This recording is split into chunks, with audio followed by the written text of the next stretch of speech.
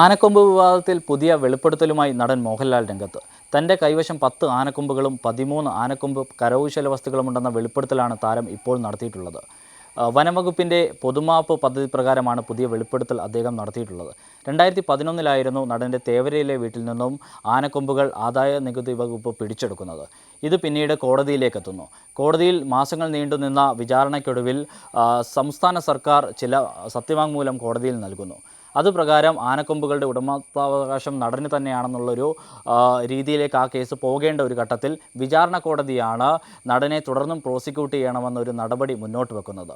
പിന്നീട് ഈ നടൻ ഇതുമായി ബന്ധപ്പെട്ട് ഒട്ടേറെ വെളിപ്പെടുത്തലുകൾ നടത്തുന്നു. അതായത് ഈ ആനക്കൊമ്പുകളും മറ്റ് കരകൗശല വസ്തുക്കളുമെല്ലാം തന്നെ സമ്മാനങ്ങളായും ഉപഹാരങ്ങളായും മറ്റു പലരും തന്നിട്ടുള്ളതാണെന്നും തനിക്കിതുമായി നേരിട്ട് ബന്ധങ്ങളൊന്നുമില്ല എന്നൊരു വെളിപ്പെടുത്തൽ താരം നടത്തുകയും അത് കോടതിയെ അറിയിക്കുകയും മറ്റും ചെയ്യുന്നു. പിന്നീട് ഈ നിയമ നടപടികൾ വർഷങ്ങളോളം നീണ്ടുപോകുന്നു.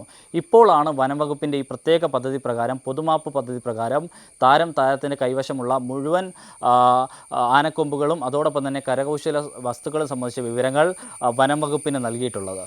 തുടർന്ന് സാധാരണ നിലയിൽ പൊതുമാപ്പിനൊരാൾ അപേക്ഷിച്ചു കഴിഞ്ഞാൽ, അതായത് തങ്ങളുടെ കൈവശമുള്ള മുഴുവൻ രേഖകളും, അതായത് ഈ ആനക്കൊമ്പ് ഉൾപ്പെടെയുള്ള വസ്തുക്കളെ സംബന്ധിച്ചുള്ള മുഴുവൻ വിവരങ്ങളും വനംവകുപ്പിന് നൽകി കഴിഞ്ഞാൽ സ്വാഭാവികമായും പൊതുമാപ്പ് ലഭിക്കുകയും മറ്റ് നിയമ നടപടിയിൽ നിന്നും മറ്റും ഇയാളെ ഒഴിവാക്കുകയും ചെയ്യും.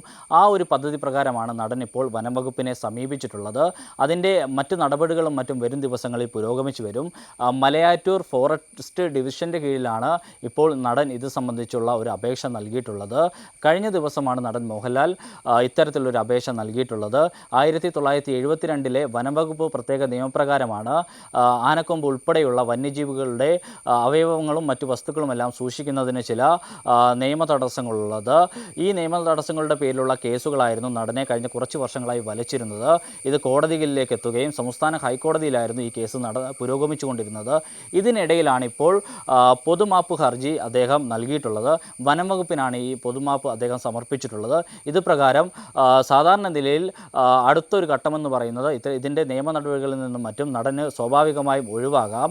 ഇപ്പോൾ നടനുമേൽ ചുമത്തപ്പെട്ടിരിക്കുന്ന കേസുകളും മറ്റ് നടപടികളും മറ്റും ഇതിൻ്റെ പേരിൽ തന്നെ ഒഴിവാകുകയും ചെയ്യും. 2011 കേസിനാണ് ഈ പൊതുമാപ്പ് പദ്ധതിയിലൂടെ പര്യവസാനം ആകുവാൻ പോകുന്നത്.